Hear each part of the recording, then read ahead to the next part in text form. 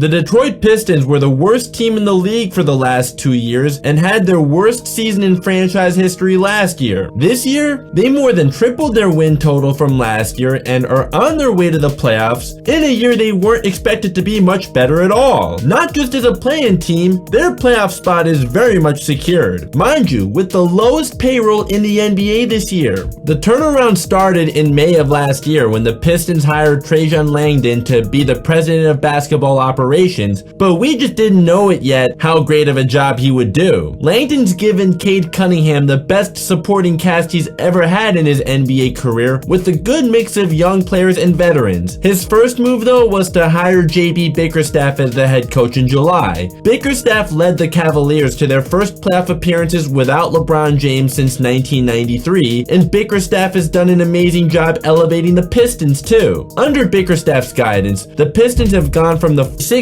worst defense to 9th best. Bickerstaff has given the players much more defined roles, with Cade Cunningham looking more like the guy the Pistons were expecting to get with the first overall pick 4 years ago to lead the offense, and Ausar Thompson to lead a much improved defense. If only ESPN could have been talking more about this and less about the soap opera that's been going on between LeBron James and Stephen A. Smith. The Pistons were a perennial powerhouse in the 2000s, which I'm sure there may be some people watching this that are too young to remember. I remember those days very well. However, this franchise has made the playoffs just 3 times since 2009 and hasn't won a playoff game since 2008. They've had 8 different head coaches since then. 2011 was the year Tom Gores bought the team and Joe Dumars stepped down from his position as the president of basketball operations, and it took 4 different executives in 10 years before finally landing the right one in Trajan Langdon. Previous GMs have made a number of bad draft picks. They drafted Greg Monroe over Paul George in 2010. Yes, Paul George is a walking meme now, but he has still taken the Pacers and even the Clippers deeper into the playoffs than Monroe has ever taken any team. They chose Brandon Knight over Kemba Walker and Klay Thompson in 2011, Kentavious Caldwell-Pope over CJ McCollum and Giannis in 2013. I don't think anyone expected Giannis to be who he is now, but it's still a bad look to take KCP when you could have had Giannis. Not that these guys the Pistons drafted were never somewhat decent players at some point in their careers, but they were definitely not good enough to be the guys who would bring the franchise back to its glory days. None of those guys the Pistons drafted that I just mentioned ever made one All-Star game or All-NBA team.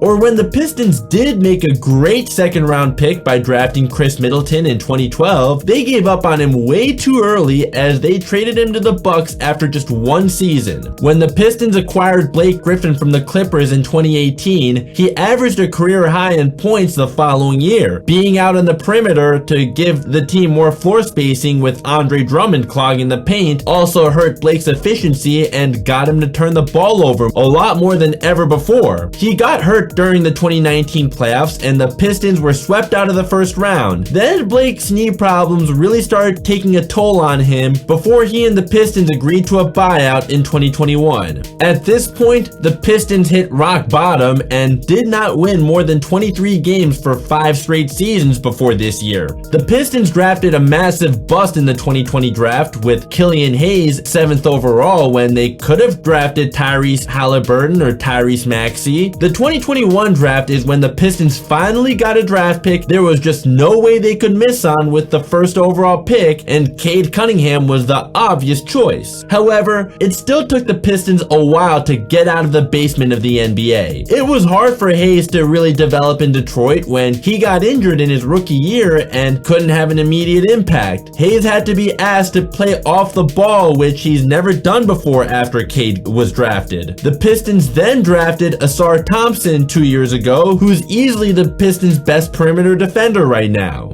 It was Troy Weaver who drafted Cade and Ausar, but Trajan Langdon is the one who gave Cade a competent supporting cast, and Cade was the obvious first overall pick anyone would have made. But moving on, not only did the Pistons draft poorly on their own before Cade fell right into their laps, but last year they also had guys who were bust with other teams like Kevin Knox, Marvin Bagley, and James Wiseman trying to prove that they're not busts, but they were unable to do that because the team had no idea identity and guys didn't have clear roles in the team. Last year, chants for Tom Gores to sell the team were only getting louder as the Pistons had their worst season in franchise history, which included the longest losing streak in NBA history. This season didn't start out so promising either, as they lost their first 4 games. Then they were average until January, which is when they went over 500, and here they are now with a playoff spot secured. The Pistons may not have made any big splashes in the offseason, therefore had no expectations going into this season. However, the Pistons had what was actually perhaps the most underrated offseason any team had. They acquired Tobias Harris, Malik Beasley, and Tim Hardaway Jr., which at the time didn't seem like the pieces that would be necessary for making the Pistons relevant again, but all 3 have been contributors to the Pistons' turnaround as veteran presences around some young talent. Harris and Hardaway have started every game they've played for the Pistons this year, and Beasley's in the running for 6th man of the year. Tobias Harris is averaging his lowest points per game total since his 2nd season in the league. However, even with the lesser role, he still has done a lot more to help the Pistons win games than Paul George has to help the Sixers win games. Signing Paul George absolutely sabotaged the Sixers. Bringing in Tobias Harris as just the 4th leading scorer on the team has given the Pistons a veteran presence and JB Bickerstaff more flexibility with his roster by having him as the stretch 4, with Isaiah Stewart going from the starting 4 to the backup center, which he is best suited for. Beasley started 77 out of the 79 games he played for the Bucks last season. This season, he got moved to the bench and has actually increased his scoring average and is leading the league in threes made while playing fewer minutes per game than last season. I said about Beasley when he played for the Lakers 2 seasons ago that he shoots with Kobe's confidence, but with Marcus Smart's shot-making ability. Now with a clear role as the guy to come off the bench to be a knockdown shooter, he's easily been more efficient than he was 2 seasons ago. Beasley has also been the most available Piston this year as he has not missed a single game. Last year, Jaden Ivey was the Pistons starting shooting guard and he averaged 15 points per game on terrible efficiency. This year, he started 30 games while averaging 17 points per game on better efficiency before he had a season-ending injury. The Pistons haven't really suffered from losing him though, with Hardaway being good enough and Beasley being there for instant offense coming off the bench. Last season, the Pistons had the 5th worst 3-point percentage as a team on the 4th fewest attempts per game. The only guys who shot the 3 well last season on at least 5 attempts per game were Bojan Bogdanovic, who was injured for most of the year before he got traded and is a cone on defense, Alec Burks, who was traded alongside Bogdanovic, and Simone Fontecchio, who was a mid-season acquisition that ended up having a season-ending injury. Even when these guys were healthy, none of them were attempting as many threes per game as Beasley. This year, the Pistons still haven't taken a lot of threes, but are now league average in percentage thanks to Beasley shooting 41% on 9 attempts per game and Hardaway shooting 36.5% on 6 attempts per game. On defense, Hardaway is 5th in charges drawn per game. The most important reason for the Pistons turnaround though is that Cade Cunningham has had a breakout year. It seemed like a gamble when the Pistons gave him a 5-year, $224 million extension, since he's only shown flashes of the franchise player he's been expected to be as the #1 overall pick in spurts, but was never consistent and also has been injury prone since he's entered the league. He's averaging career highs across the board and made his first All-Star game this year.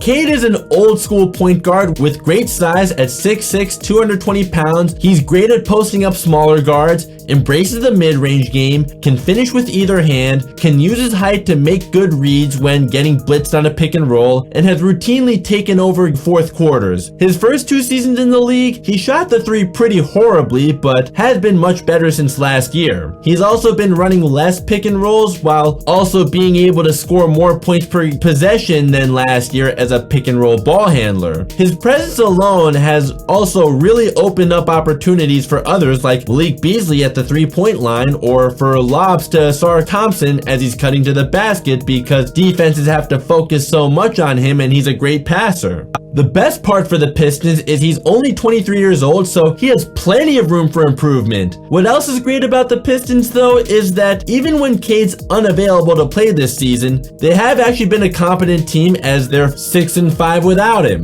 I think at just 23 years old, he may already be a top 4 point guard in Detroit Pistons history. Besides Isaiah Thomas, Chauncey Billups, and Dave Bing, can you name me a more accomplished point guard in Detroit Pistons history? I don't think so, even this early in his career. JB Bickerstaff also deserves tons of praise for this turnaround. Bickerstaff has been able to give players more clear roles to improve the team chemistry and for them to build good habits together. Last year's Pistons had 36 different starting lineups. This year's Pistons have had just 17. As mentioned earlier, Malik Beasley is one guy who's greatly benefited from having a more defined role as a guy to give a spark off the bench as a knockdown shooter. One big thing Bickerstaff's done differently than his predecessor Monty Williams for the better of the team is not playing Jalen, Duren, and Isaiah Stewart together, something Williams did and was terrible for the team's spacing. Trajan Langdon deserves some praise too for bringing in Tobias to be a stretch 4, something Stewart is not. During Harris's absence, the Pistons have started Dennis Schroeder with Ausar Thompson taking on the role as the stretch 4. Bickerstaff has also done a much better job at bringing the team together and have them play for each other than Williams has, and I would say that shows in how the team went from 22nd as a team in assists to 14th. The Pistons have gone from the 6th worst defense last year to 9th best. They've taken a big leap in charges drawn from 26th to 13th and dead last in deflections to 18th. Still not a lot of deflections, but much closer to league average.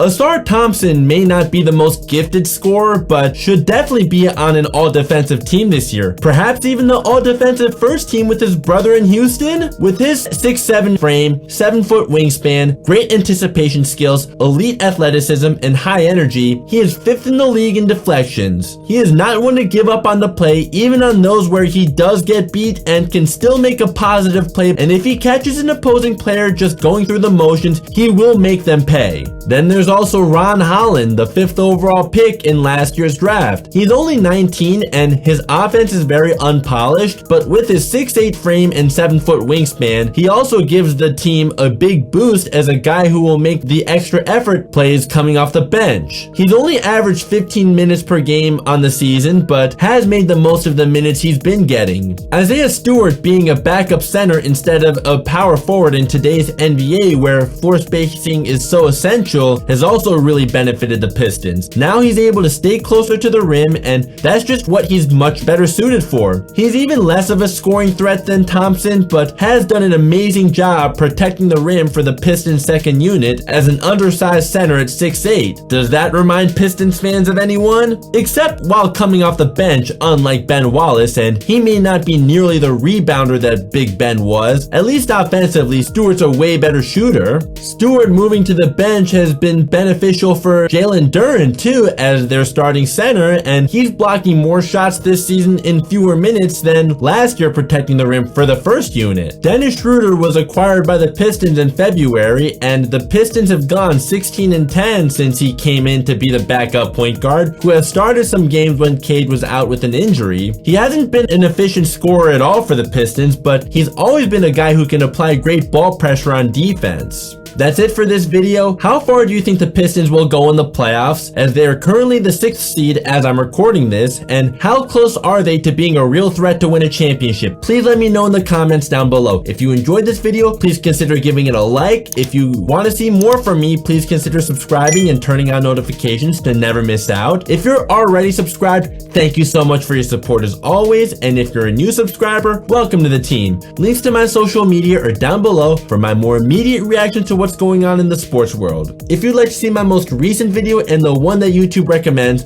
both are up above. Thank you so much for watching. I'll catch you next time.